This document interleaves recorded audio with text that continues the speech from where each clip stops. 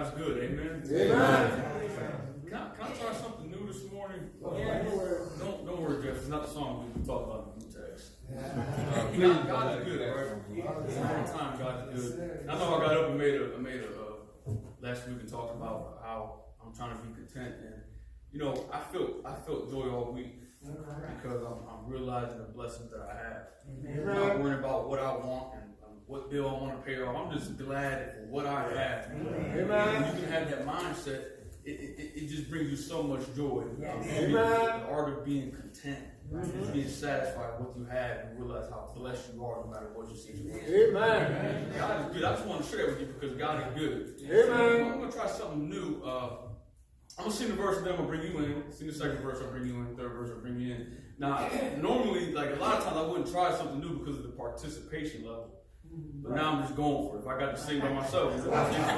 You see some new people that look starstruck like that. Then you end up singing by yourself, but that's fine. I sing by myself all the time, man. So just listen to me and then I'll bring you in. Is that all right? Jesus, I love you. And Jesus, I love you. And Jesus, you know, and I really love you. And sing it with me. Jesus, I love you. And Jesus, I love you. And Jesus, you know, and I really love you. And sing it again, say, Jesus, I love you. And Jesus, I love you. And Jesus, you know, and I really love you. And Jesus, Jesus, Jesus, I love you. And Jesus, I love you. And Jesus, you know, and I really love you. And listen to me, I adore you. And I adore you. And Jesus, you know, and that I adore you. And sing it with me, I adore you. And I adore you. And Jesus, you know, and that I adore you. And sing it again, oh, I adore you. And I adore you. And Jesus, you know, and that I adore you. And listen to me, I give you the glory. And I give you the glory. And Jesus, you know, and I give you the glory. And sing it with me, I give you the glory. I give you the glory. And Jesus, you know, and I give you the glory. And sing it again, I give you the glory. And I give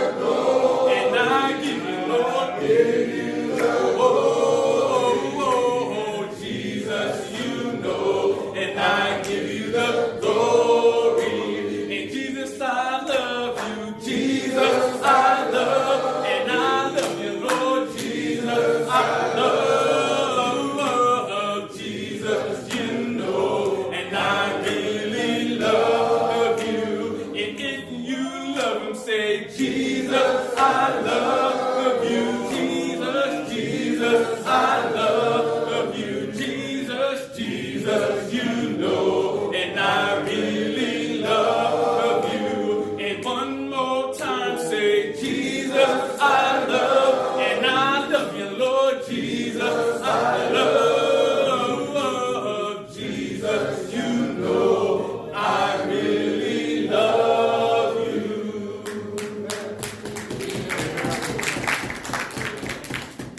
I forgot I had to sing a song for the prayer. I ran out of prayer. And the reason I sung that song is when I was thinking about how blessed I was throughout the week, and I literally made that song up in my car. Yes, sir. I was leaving Wendy's like, I'm blessed. I was like, Jesus, I love you. I was like, Jesus, I love you. And I was like, hold up. I just started, Jesus. I was like, I got something here, man. Start adding stuff, man. And I literally made that song in my car. Amen. Yes, sir. Thank you, Lord. I just want to thank you. Thank you, Lord. And Lord, you know I want to thank you. Thank you, Lord. And I just want to thank you, Lord, and sing it over. Thank you, oh, thank you, Lord. And Lord, for everything you've done for me, I thank you, oh, thank you, Lord. And Lord, you know I want to thank you, oh, thank you, Lord. And I just want to thank you, Lord. You've been so good and you've been so good. And Lord, and even when I haven't, you've been so good. And Lord, I know that you've been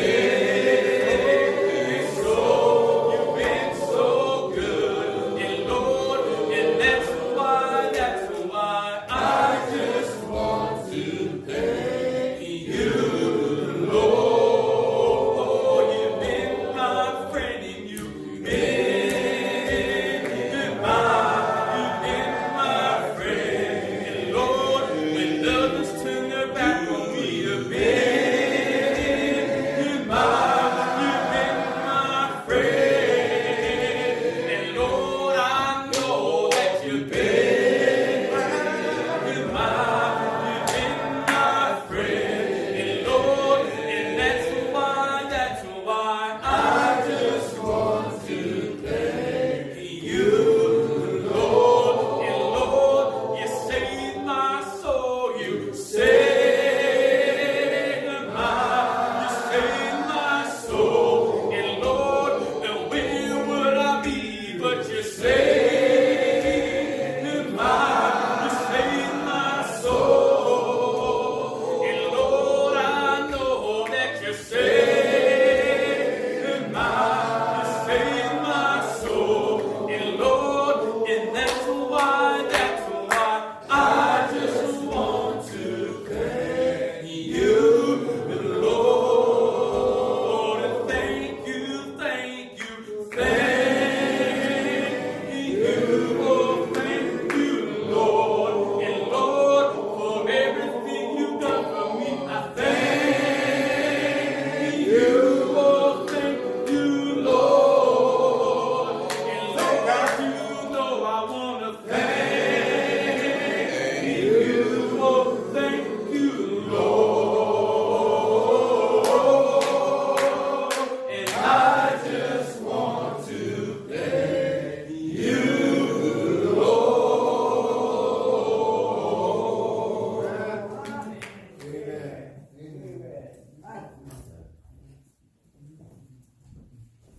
Y'all stand as we go for a word of prayer.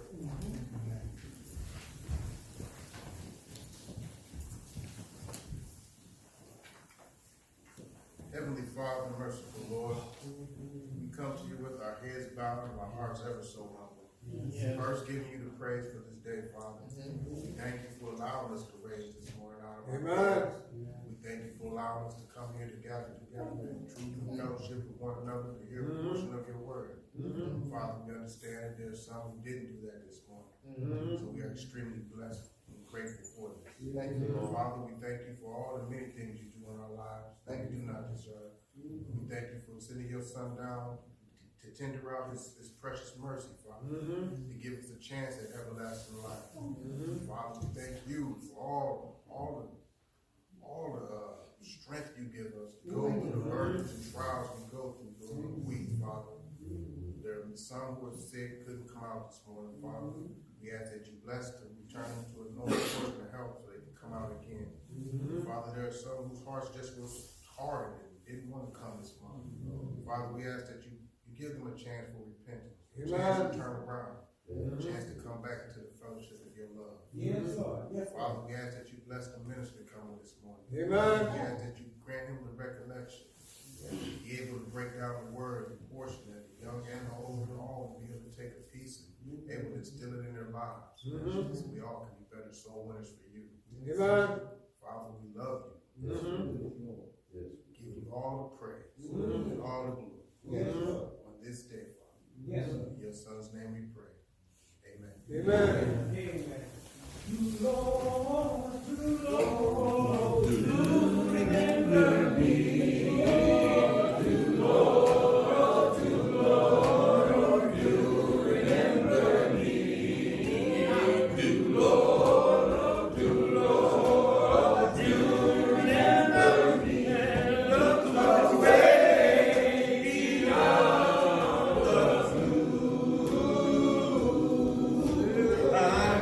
Home in glory land.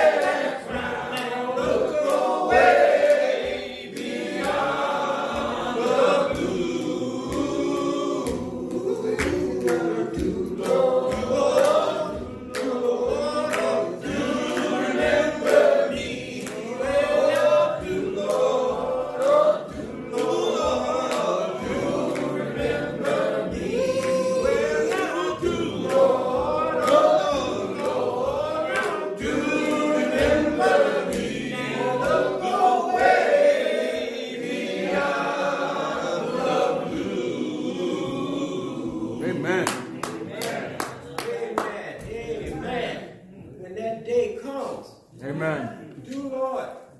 Please, Lord, remember me. And also, I noticed in our songbooks for our next selection, hymn number 93.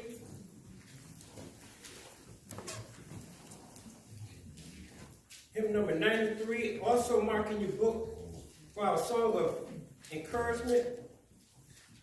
Hymn number 734. No, it's not 734. I'm looking for I've been redeemed.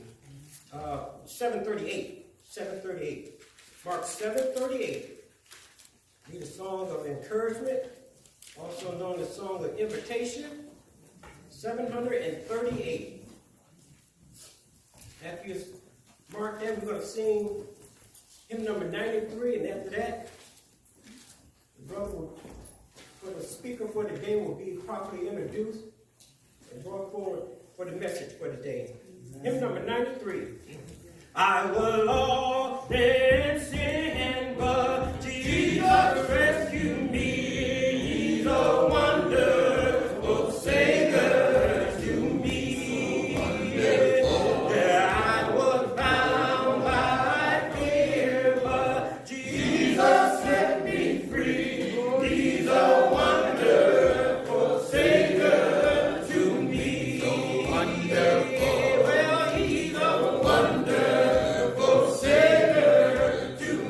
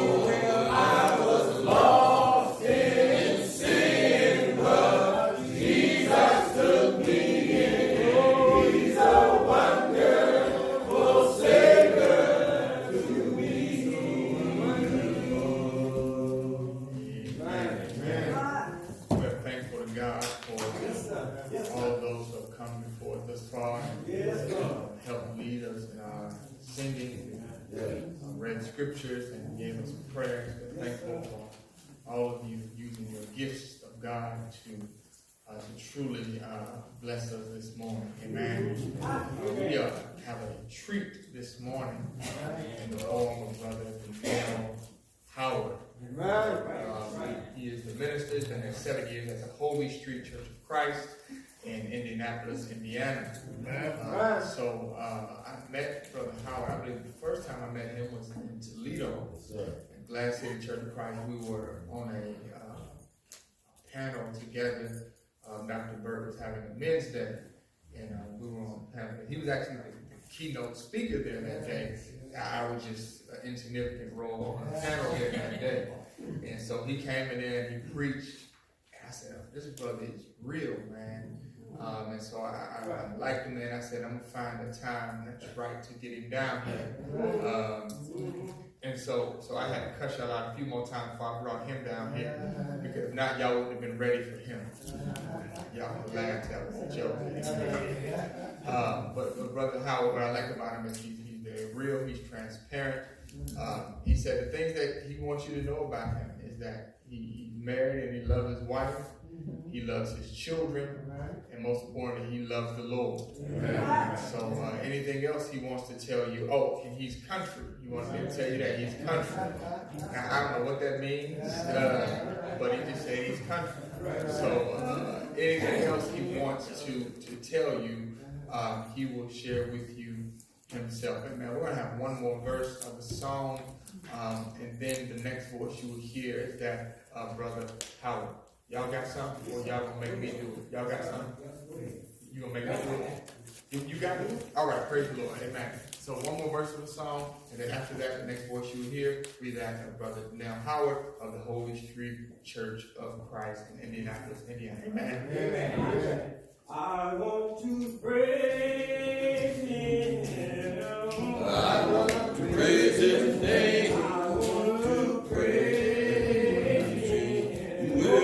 I want to praise His name. I want to praise Him. I want to praise His name. I want to praise His holy name. I want to praise Him. I want to praise His name. I want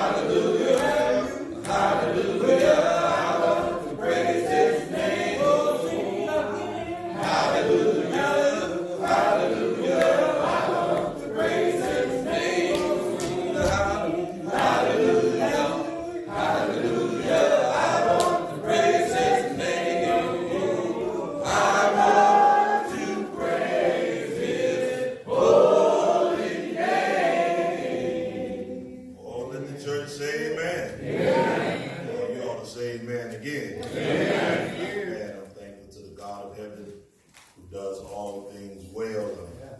I'm thankful for being here in Sandusky, Ohio. I came to Sandusky several years ago for a men's retreat. Several years ago, Brother Burt, and there was another congregation that he was working with, and we came to Sandusky, Ohio to the men's retreat, and I stood out to look at the Great Lake and blew back, and I said, that's enough for me. I don't know why people want to come up here in the cold. I like Jeff, but I don't know if he liked it that much. I'm in the cold. I'm in the spring when y'all got the Parish wheel running. And I was watching the news. They said it's going to snow. I said, I'm from Mississippi, man. All right. All it do is get cool. But I'm thankful to the man of God who mounts this pulpit and pray for you, because a pastor in the church is a marriage. Amen. Somebody been married before, say amen. You ain't gonna always tell her that dress look good. Y'all ain't saying that back to him. You ain't gonna always tell him that he's strong and super fine and handsome. Every now and again, you just gonna say, I'm glad you're with me. Glad we together.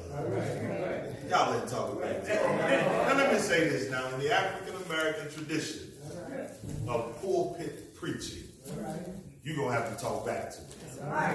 Don't have me up here, don't just stand at me now. You have to talk back to me.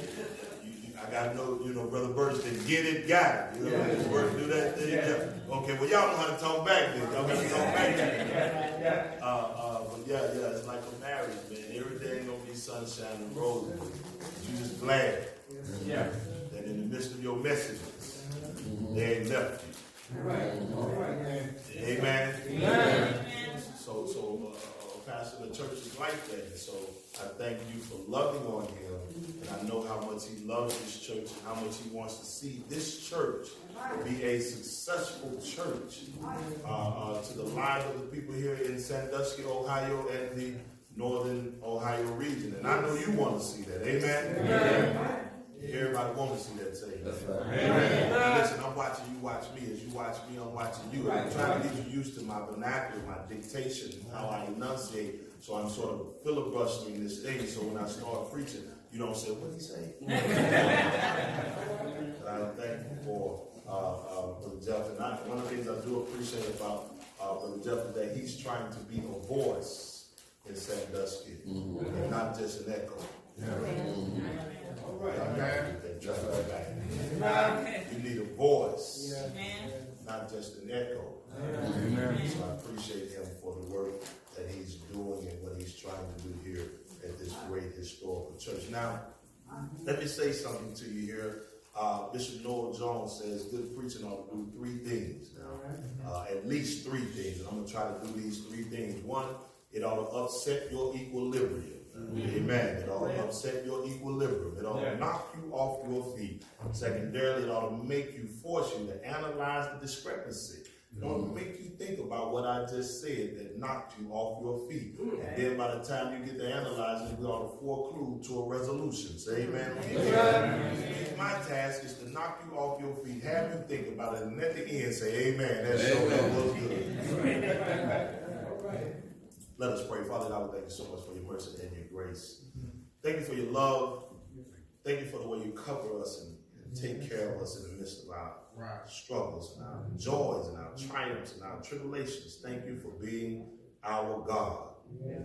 God, now I pray at this preaching moment, God, that as I deliver your word, may it not be heard as a powerful pontification of a preached sermon or dynamic dialogue between me and deity. May it be heard as a word from you. That's able to reach down into the innermost part of our being, to move us, to shake us, to make us better than we were when we came in. God, it is my prayer that you would hide me behind your cross, cover me in your blood, and my flaws, my shortcomings that are many may not hinder this word from being going forth this day, producing fruit. For we know that your word will never return void. So we pray, God, whatever this word is set to do, whatever life is designed to build up, God, build it up. Whatever life is designed to change and shift, God, let it change and shift. Whatever life that this word is designed to bring closer to you, may they receive it and come closer to you. And if there's one on today, does not taste the sweetness of baptism, God, we pray that today will be the day that they will ask that bold and yet noble question: what must I do to be saved? God, we pray that they will hear the word. May they believe everything that they've heard. Repent of their sins. Confess their faults unto you. Confess you to be the Savior, the Christ, the Son of the living God, and go down into the watery grave of baptism for the remission of their sins. Not because the church said it, but because you said it. He that believeth and is baptized shall be saved. God, this is our prayer today. We thank you, we honor you, and we love you. In the sweet name of your Son, our Savior, the Messiah, the Anointed One, the Christ. It is in his name that we pray. Let every heart say amen. I'm jovial, and I'm glad my friend Rhonda's here with me. At least she might laugh at two of my jokes. But I was having a little fun. I told Jeff I thought this was interesting. So the young guy came up and he sang, right? Right? And he sang, and you can tell, and you can watch when people sing and they know it's good to him. When he said, "And then sing my soul." Did y'all see that? When he sort of didn't care what y'all thought, and he like, "Then sings my soul." And the young guy came up and he hit it out the park, man. He did what a young guy did. He came up with the flag shirt on and jeans on. Don't look like Jeff Sherman. You know what I mean? Came up, did this thing. Then they brought the other guy up, the middle-aged guy. Not old, not young. He came up, he didn't have a suit on. He had a vest on, had a tie, one step above the young guy. He sang, I sang original song. He came up saying his original song. Wrote it in the car on the way from Winter. They working pretty good at that, young man, middle-aged man, solid man, got something to sing about, sang about the joys of Jesus, amen, adoring Jesus, and he did his thing, knocked it out the park when he took his seat. But then the old deacon got up. Y'all ain't saying that. The old black man, but the old guy, he got more gray. The first guy didn't have no hair, the other guy had some hair, the last guy had all the gray. That's somebody been through something. Y'all talk back to me now. When he got up to sing, he was like, Lord, done moved now. That's a beautiful combination. You ought to take advantage of that in your church. When you see that in the church, most of our churches were one or two. We're either really young, we're really old. Y'all talk back to me. So you're blessed here. Yes, sir. You're blessed here, and I want you to embrace it and be encouraged by it and thank God for it. Amen. And somebody lied to our children. They wrote it in books. They told it to us in stories. They told us that King Charles I of Spain in 1582 signed an edict to allow ships to transport slaves directly from Africa to America in direct voyage without having to go through Europe first. They told us that Isabella, a British ship, brought the first African slaves to port in Philadelphia in 1684. They told us that on the ship of Jesus of Lubbock, a 700-ton ship carried around 400 African slaves in 1564. And Sharon Draper tried to give us a history of slavery in America and tried to write a timeline, and she said in 1501, African slaves were brought to Santo Domingo region, which is now the Dominican Republic. She says in 1863, then President Abraham Lincoln signed the Emancipation Proclamation and freed the slaves in the rebel Southern Territory of the United States of America. Now, I'm not here to argue the timelines. Not here to argue about dates, whether it's 1518, 1564, 1501, 1863. My argument is that they did not capture, trade, or free slaves. Y'all missed it. They captured people. They traded people. They captured astrologers, mathematicians, scientists, medicine men and women. They traded warriors and tribal elders and chiefs and mothers and brothers and sisters. They traded and sold sons and uncles and aunts. They traded nieces and nephews and friends and relatives and grandfathers and grandmothers. They didn't trade or capture slaves. That's right. Y'all ain't here with me. That's real. The only way to dehumanize a people is to see them as less than human. Yes, sir. And the misconception of the fight of those of the darker hue, as Langston Hughes would say, the thing that separates us that's different than any other group, whether it's the immigrants or the LGBTQ community or any other group that's fighting, the difference between their fight and the fight of those of the darker hue is that we had to fight just to be seen and treated as humans. Y'all ain't talking back to me. It is February. At least they talk about us this month. Y'all say, when Dr. King got on the flight to go to Memphis, when he met the brothers there, they had a sign on that simply declared, "I am a man." Y'all ain't talking back. It wasn't just about whether or not I could drink from your water fountain or sit at your counter. The fight was to see me as a human being. You know it's written that you were 3/5 of, y'all ain't saying that. Seen as humans. Carter G. Woodson said, here's the trouble now, though. Here's the trouble now. Here's the problem now. I believe our trouble now lies in the statement of Carter G. Woodson. Carter G. Woodson said, if you can control a man's thinking, you don't have to worry about his action.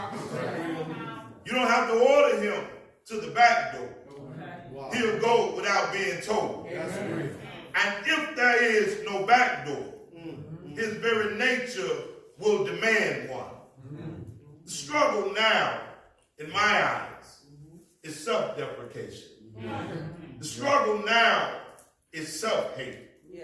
The struggle now is self-deprivation and, in the words of KRS-One, D. Nice, self-destruction. Only the 80 babies got that. Grandmama said self-destruction ain't in the Bible. Turn to Genesis chapter 25, if you will, briefly here. Genesis chapter 25. If you've been in Bible study more than 15 days, just say amen. You don't have to stay here long. Genesis chapter 25, you know the story of Abraham. And Abraham, Father Abraham, say amen when you can, had a son named Isaac. Genesis chapter 25 had a son named Isaac, and Isaac was with Rebekah, and Rebekah was said to be barren, but Rebekah had twins. Grandmama's just say amen, he'll help me get through this part. She had twins, and one boy name was Esau, which meant he was hairy.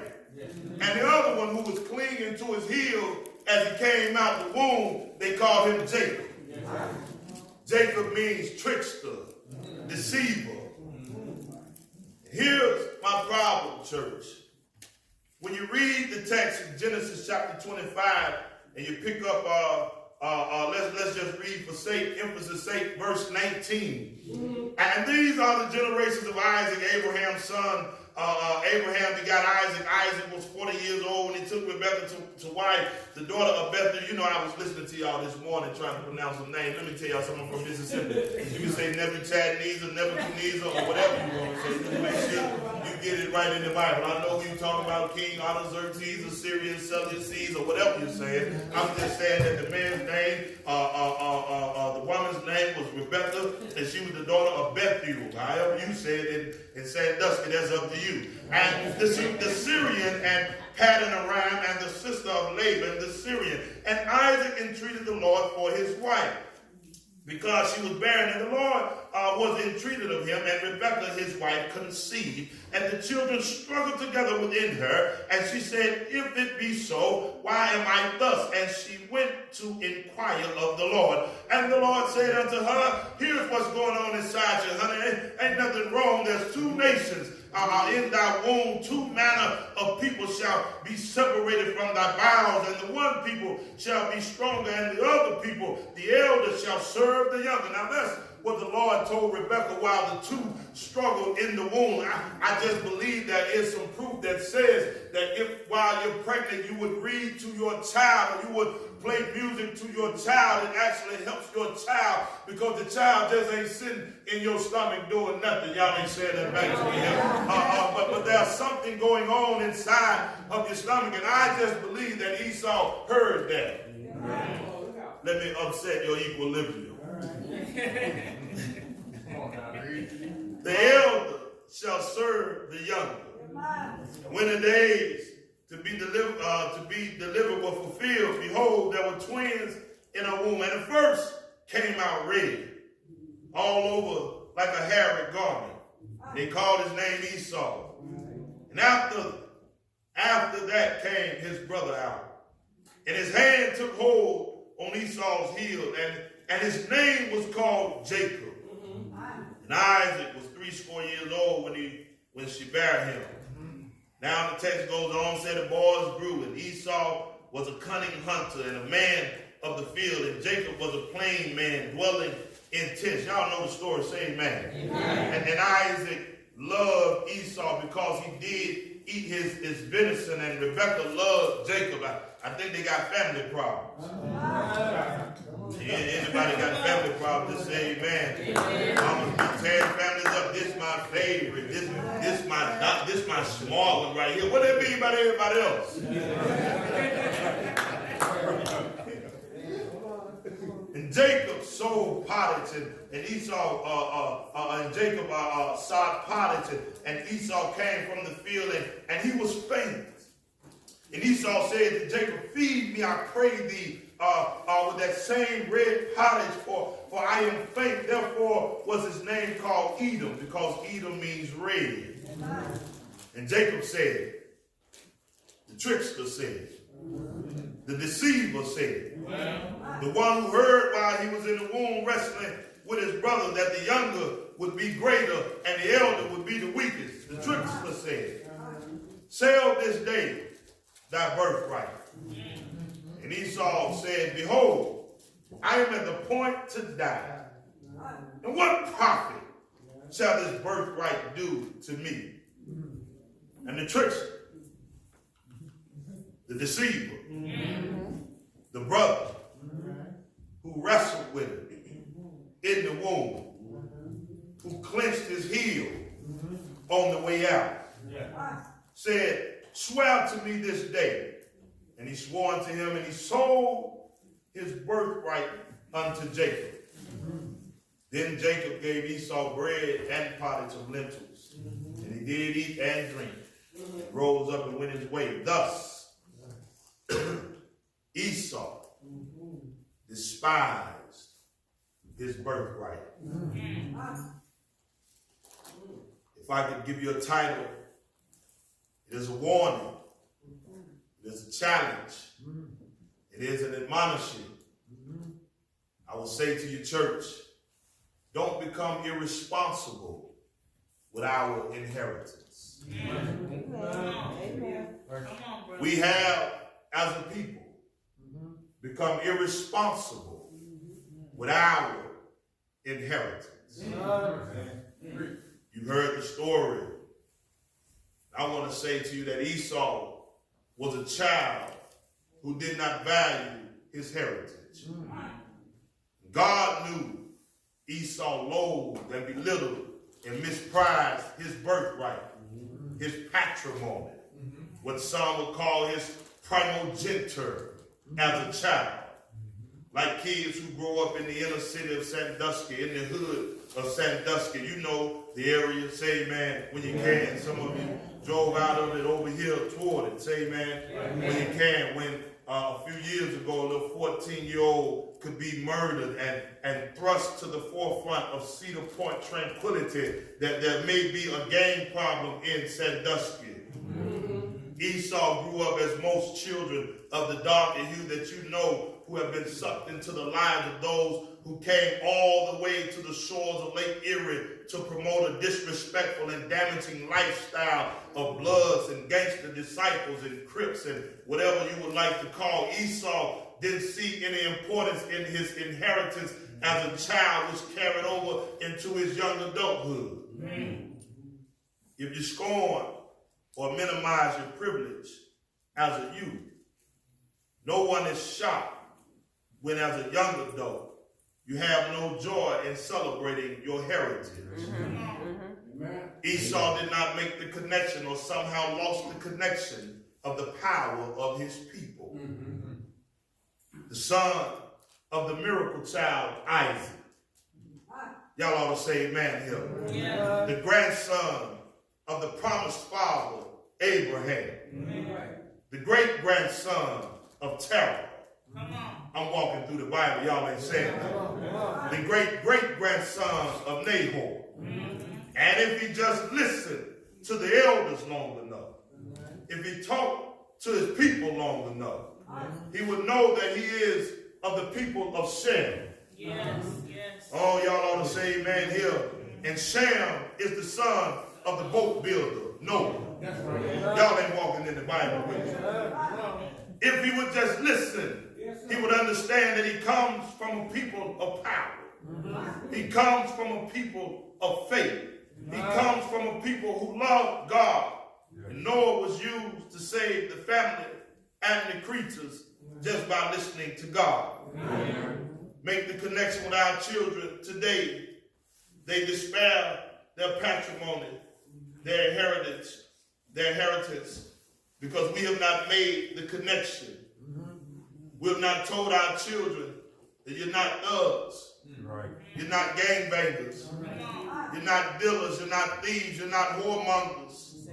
You're more than an athlete. You're more than a basketball player.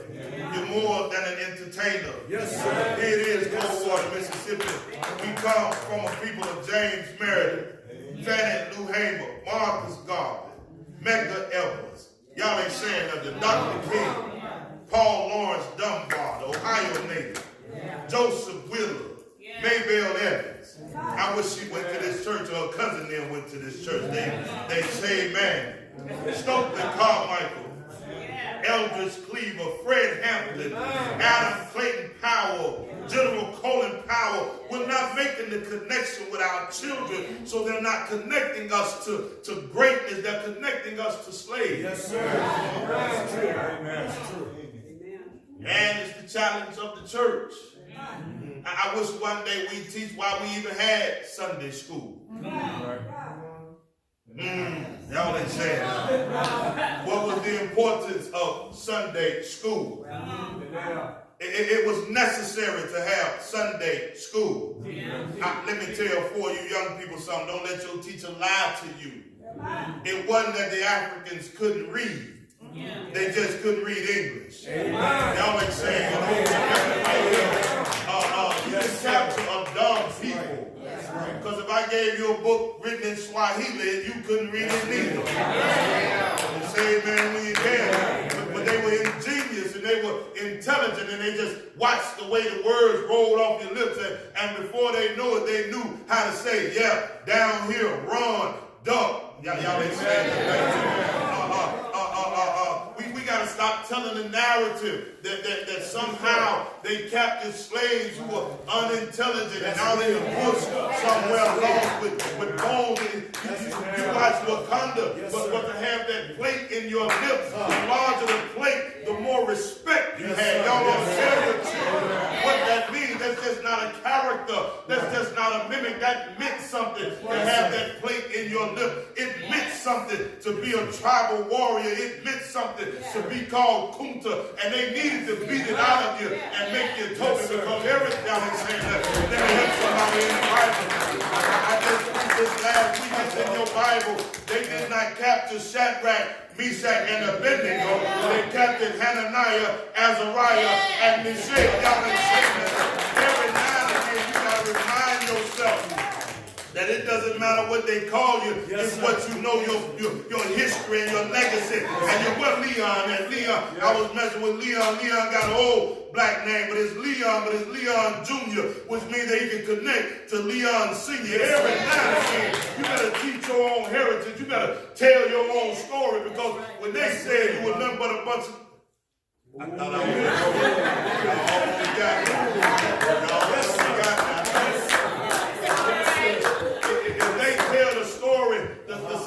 psychologists say, grandmama, this is what the psychologists say. They don't call our grandmothers women, they call them breeders. If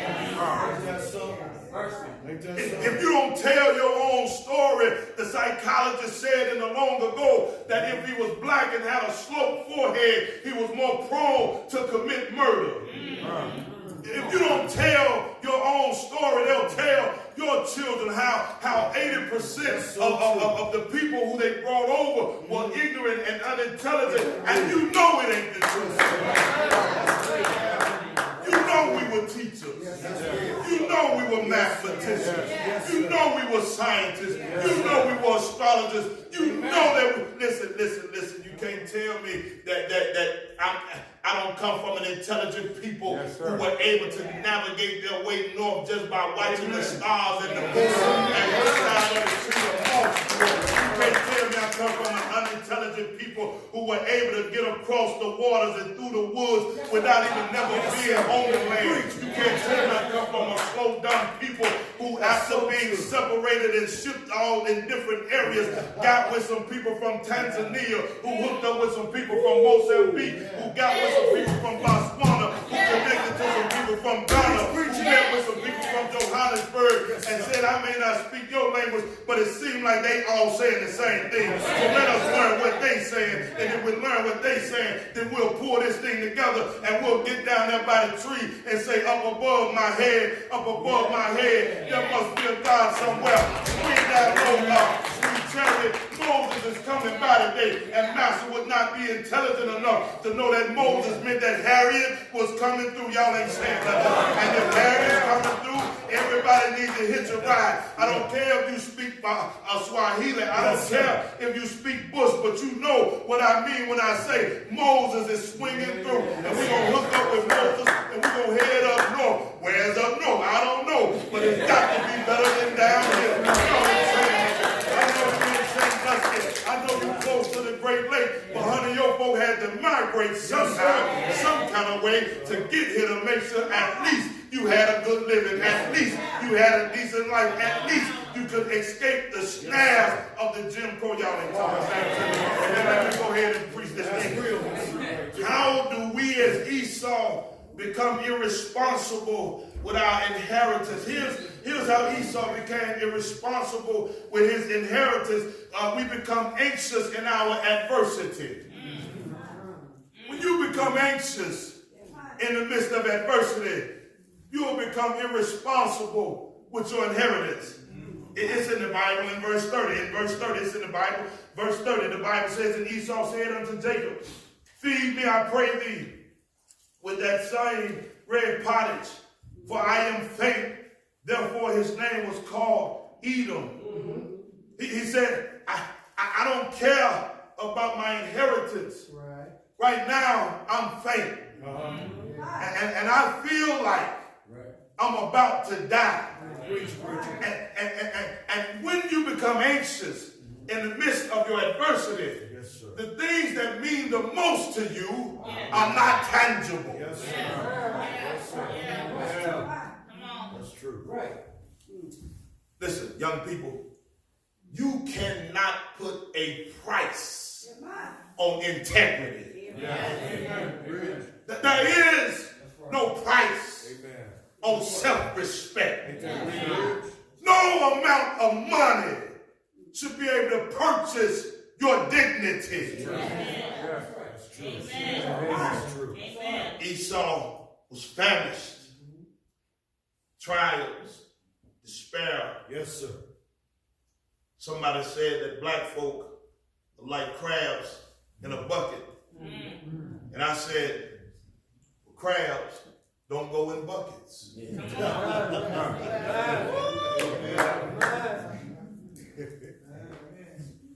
It's an unnatural habitation to put crabs in buckets. When you put a crab in an unnatural habitation, he will do unnatural crab things. Y'all been saying that. You can't put me in a bucket. I'm designed to roam the seashore. You don't see crabs on the seashore grabbing at other crabs. There's enough sea out here for all of us. But if you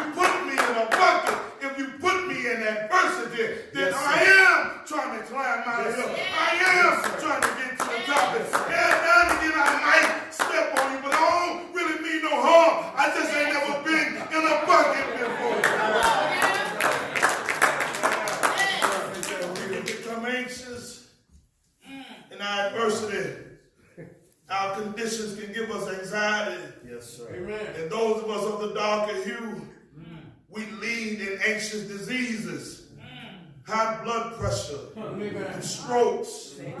These are diseases of anxiety. And don't let me start talking about black men. Preacher. Who have to struggle every day. Yes, sir. To go out and fight the same fight that they were fighting in Coldwater, Mississippi in 1960. They still fighting in Sandusky, Ohio in 2019.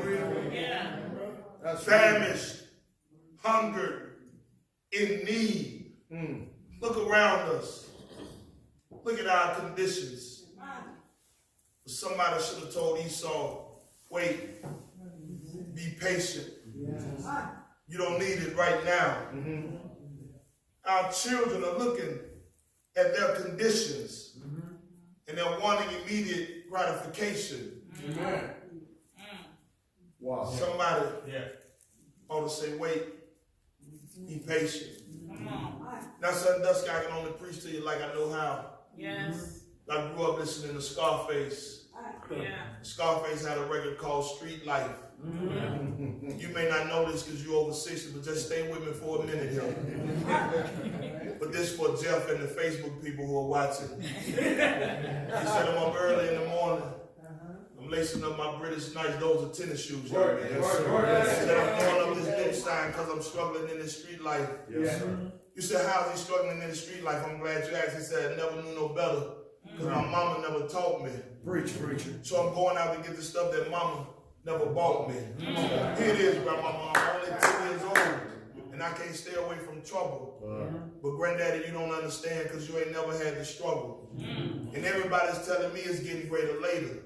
But I got to get mine right now. Why you say that, young man? Because it ain't nothing in my refrigerator. Oh, man. Wow. That's deep. And I've been struggling for my whole life. Seeing my mama laid up with a different dude every night. And when you see me, you can spot a crook because I'm going through a pocketbook. I'm talking about kids in Sandusky. I'm going out to get my pay because she don't care about me anyway. And then you would say, well, where your daddy? He said, I'm glad you asked. Now my dad is doing 2 terms. Wow. And all she ever does is sits around and get Sherman. My mama never hugs me. I'm calling Deuce my family. Wow. These brothers say they love me. You ask, why do they join them Crip dudes, them blood dudes? You know, I don't know. It don't make sense because my mama never hugs me. Yes. And I call these brothers my family. Because at least they say they love me. Wow. Somebody should tell Esau to wait. He's better than that. Yes, sir. He's stronger than that. Yes. He's more powerful than that. But sometimes in the midst of adversity, we become anxious. Yes, sir. And we want it right now. Somebody should have told him that his people understand his struggle. You come from a people who know how to deal with adversity. Captured, raped, murdered, in chains, but still trust in God. Yes, sir. To feed them. Yes, sir. To cover them. To protect them. To provide for them. I wish Esau would have remembered that he came from a people who, when they were hungry, God fed them from heaven. I wish our children would know that they come from a people who don't have to ask the question of what to do with lemons. Y'all say amen. Because we'll take that thing, make some lemonade, make some lemon zest. Y'all been saying that back to me. Take the lemons and clean the floor. Y'all been saying that while they got lemon in pine sauce. Say amen here, grandma. Take the lemon seed, plant an orchard, and start selling lemons. Every Thursday. Don't ask us what to do with lemonade or with lemons. I wish y'all tell the truth. Ask us what to do with the hull. We eat the guts, the rooter, and the tutor. West side the head and make hog head cheese. I wish they would have told Esau that he comes from a good people who know how to take the inner linings of the hog, clean it up so good, put some onions and potatoes in it, yeah, put some hot sauce, and now the people who threw him the leftovers running out there to taste it. But y'all don't know what this happened. I wish somebody would tell us or remind us that adversity has never done anything but make us stronger, make us better, make us more powerful. Esau, you have a heritage to celebrate and appreciate. But can I just help you here? When I'm anxious, when my adversity overtakes me, watch the second principle that happens. I leave myself open for the interest to be exploited. Now I've given somebody entrance to exploit my life. Now here comes the trickster. Understand that it's Jacob's blessing. God is going to use him anyway. God loves him. But even Jacob can't wait and let God do it his way. He has to create his own way and tricks his own brother. The story of competition will make us hate our own brothers. That's why the church should never be a place where you can't shout about somebody else's blessing. There should be no competition in the body of Christ. When I mount this pulpit, this is not a chance to show contestation. I am not in contest with your pastor. I'm not trying to show your pastor up. I'm preaching the way I preach. Yes, sir. Preach. Y'all say amen when you can. We're too busy competing with each other. And the enemy is full aware of it. So that's why only 3 of you are on the job. Wow. 2 of you are on the job. And most time when it's like that, we see one of ours of the dark here, we like, what up, bro? And we find out he ain't like the rest of you, like, huh? Talk to darkness.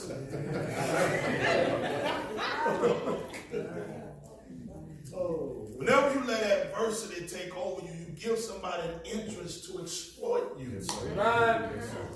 I have to share with my friends of the lighter hue that pro-black is not anti-white. Preacher. Y'all ain't said that. Yeah. Because true liberation. That's so true. True liberation frees the oppressed and the oppressor. Yes, sir. Because there's something going on inside of you that makes you feel the need to oppress me. And so not only do I need to help me, but I need to help you. Because guess what, little brother? If I'm looking at Lake Erie and you looking at Lake Erie and you want to go and I want to stop you from going, just by holding you stops me from going too. Amen. Amen. Y'all listen. I can't put my foot on your neck without being in the same spot you in. I remember what Dr. King said while they were incarcerated down in Birmingham, and he was talking to the white jailer, and he asked him how much he making, and he told him, he said, hey man, you need to be on this side.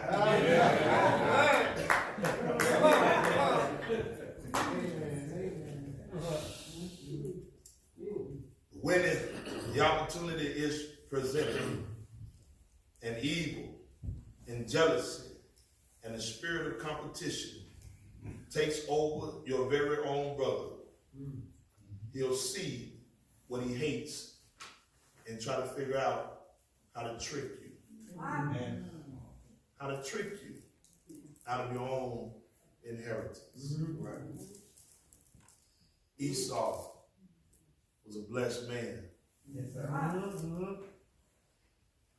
He just was irresponsible with his inheritance. Amen. We are blessed people. Amen. And I said we are blessed people. And so, as I close this thing up, I was listening to Jeff now. Now, at Hogan, Jeff, we do all the communion and offering and stuff before the preacher, because Because when I preach, I preach. I'm going to preach it until it's done. Yes, sir. Grandmamas always say, man, you don't pull the cake out the oven before just because the kid keeps staring at you. Say amen when you can. When you making them beans, you don't rush the beans just because he keep walking by talking about he hungry right now. You're going to get this meal. Talk about it. Irresponsible with his inheritance. Why? Because he became anxious in the midst of adversity. When he became anxious in the midst of adversity, he gave interest way to be exploited. What's the conclusion? What will I say to you? What will I say to you? Here's the challenge. I believe that Isaac should have educated Esau more. As opposed to letting him be out there in the fields chasing all the animals, which was part of his nature. But while Jacob was sitting in the tents, there ought to have been some time for Esau to sit in the tent. Come from out of the field and learn. Yes. Amen. So let me close with this. Let's educate Esau. Teach the children. Teach the adults. Yes.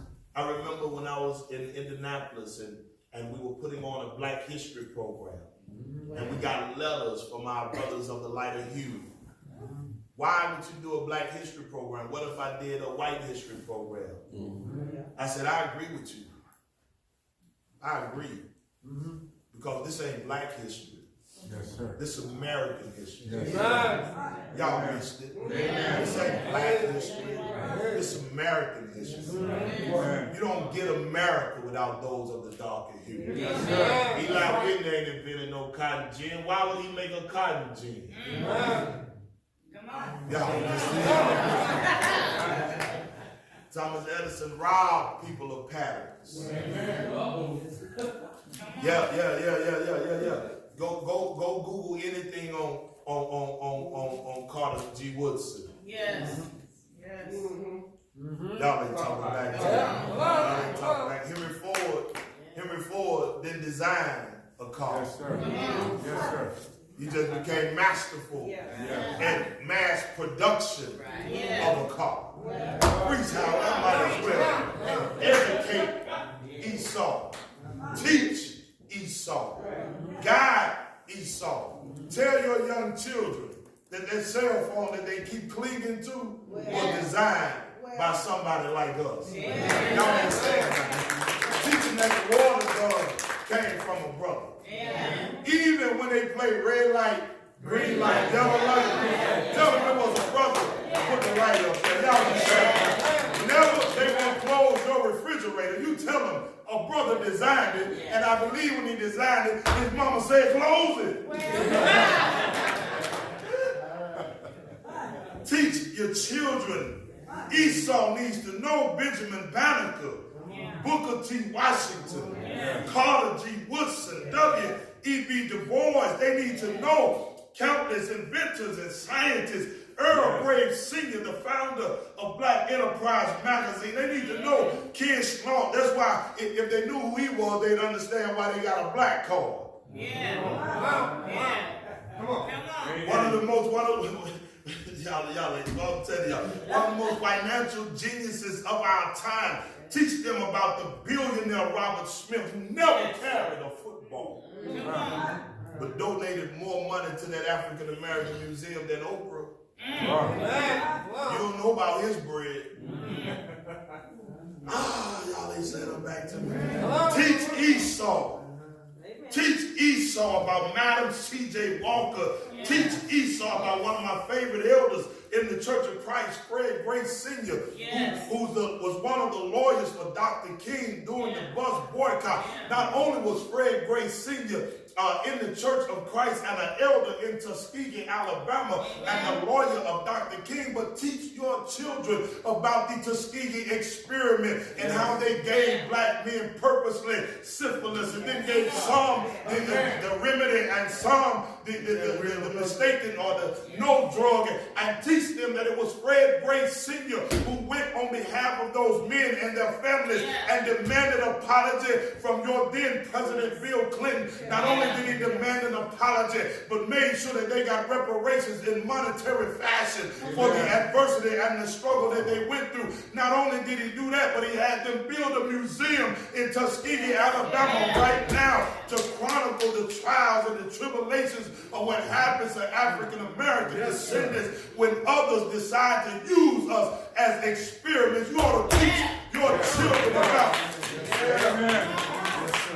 we ought to teach Esau.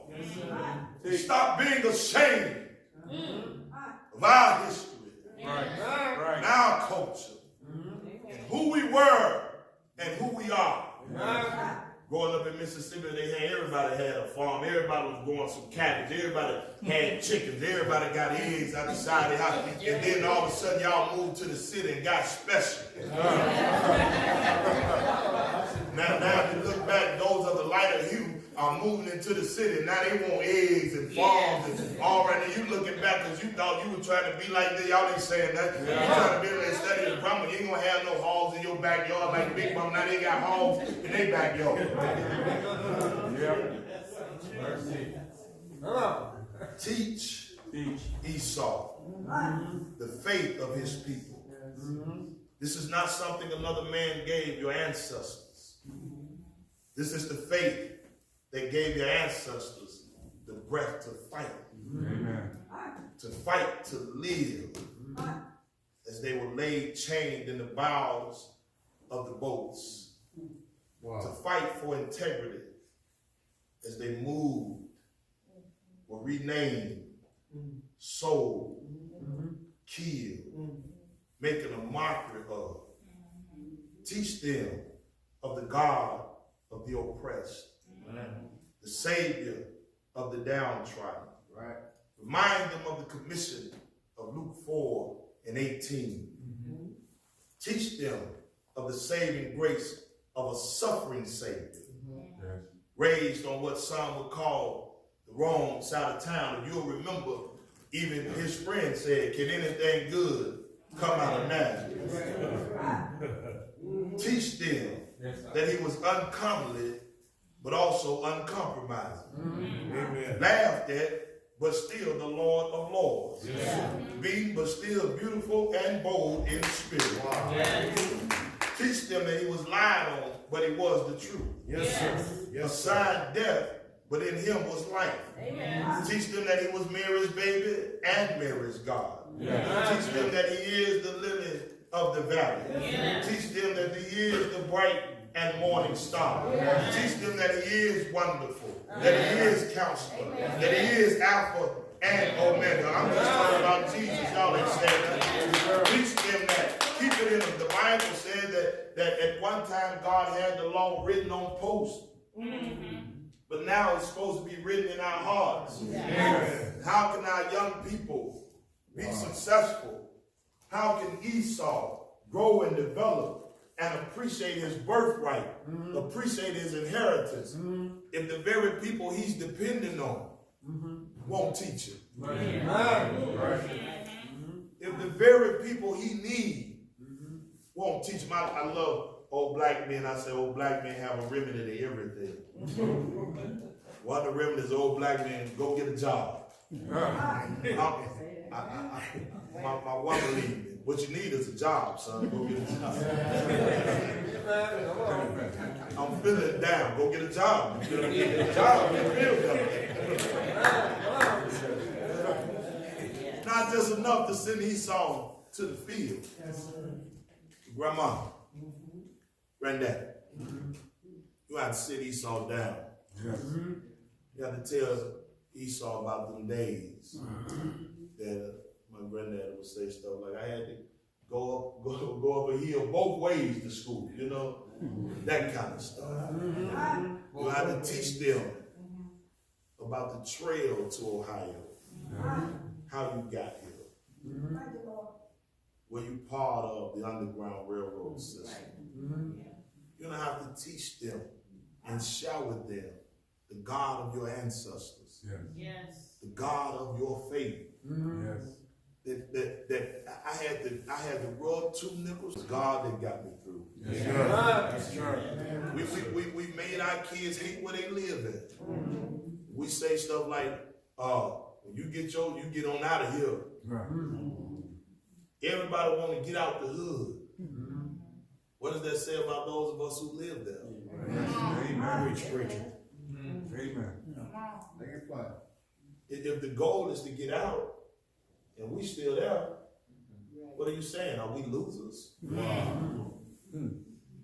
Teach your kids that where they're from is special. Their great granddaddy was powerful.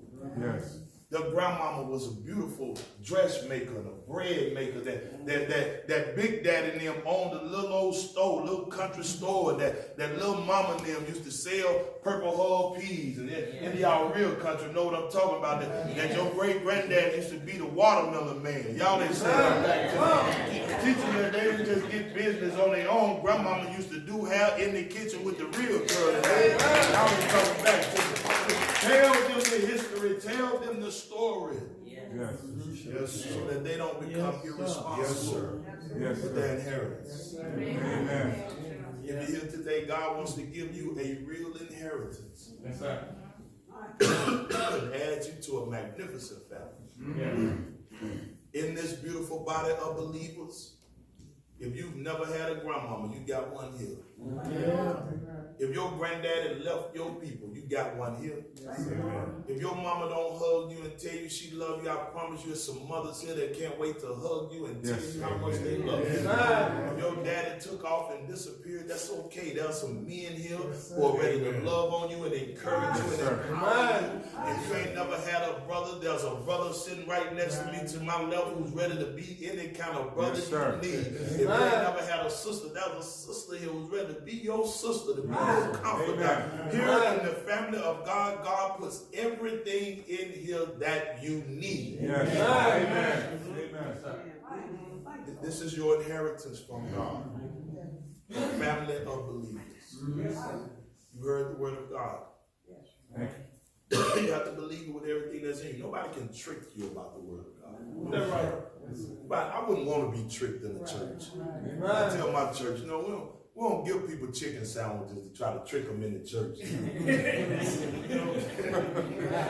A couple of Sundays ago, we had our pancake. We were doing our Members Appreciation Day. And a brother came by to visit us. He just happened to be there. I told him, Grandma, I said, now listen, we don't give pancakes every Sunday. I just want you to know, whoever invited you got you on a good day. You don't have to be baptized because of these pancakes. Because we may not have them next month. God is not trying to trick you. God is trying to save you. You have to believe that. Yes, sir. Believe that God wants you saved. Yes, sir. So much so that he would die on the cross. Is that real? It calls you to repent. Anybody ever had to just repent? Just wave your hand. Just be honest, just repent. Anybody ever had that Psalm 51 cry? You know that Psalm 51 when David had really messed it all up and he got before God and said, God, just wash me, please. Just, oh my God. Man, you ever read Psalm 51, it'll break your heart, man. That's what repentance looks like. Repentance is not reporting. Right. We're not asking you to report nothing. Y'all say amen. Let's help somebody. We ain't asking you to report. We asking you to repent. But why is that important, preacher? Because here's what the Christ said. The Christ said, nay, except you repent, you shall likewise perish. And dying and perishing are two different things. It's appointed unto man once to die. But I pray God I don't perish. I pray God I don't perish. So you can repent. Repentance leads you to confession. What is that confession? That confession is an establishment of your position. You know, you ever been somewhere in Little Sandusky and people act like they don't know you? Y'all say it, man. You know, you've been at the store and you see it. You're like, is that right? You're like, They got something in their bag. They told you they wasn't putting in their bag no more. Or they with that somebody said they wasn't going to be with no more. Or you and them in the same studio. Mercy. Confession is an acknowledgement. It says, I confess that Jesus is the Christ, Yes, sir. the Son of the living God. Yeah, if I could give you a little something in Roman culture where they would capture these Christians, if you will, and they would take them in the census because the Romans kept a census, and you would have to go before the census taker, and you would take the ashes and you would throw them in the fire, and you would simply say Kaiser Kyrios, which means Caesar is Lord. And that's how they took your census. You throw the ashes in the fire, Kaiser Kyrios, and keep on walking. But these Christians, they were radical kind of people, man. They would take the ashes and say, Christos Kyrios. Take the ashes, say Caesar is Lord, and move on. I got 1,000 people I need to count. Nobody got time for your foolishness. Put the ashes in the fire and say Caesar is Lord. They would say, Christos Kyrios. Do it again. Get that sword ready. Do it. You got one more time. Now, I ain't come all the way out here to play with you. I'm not trying to kill nobody today. I got 1,000 people, and we need to get this line moving. Take the ashes, put them in the fire, and say Caesar is Lord. Christos Kyrios. And they would be slaughtered. So when you think of confession, it's not just coming down saying something.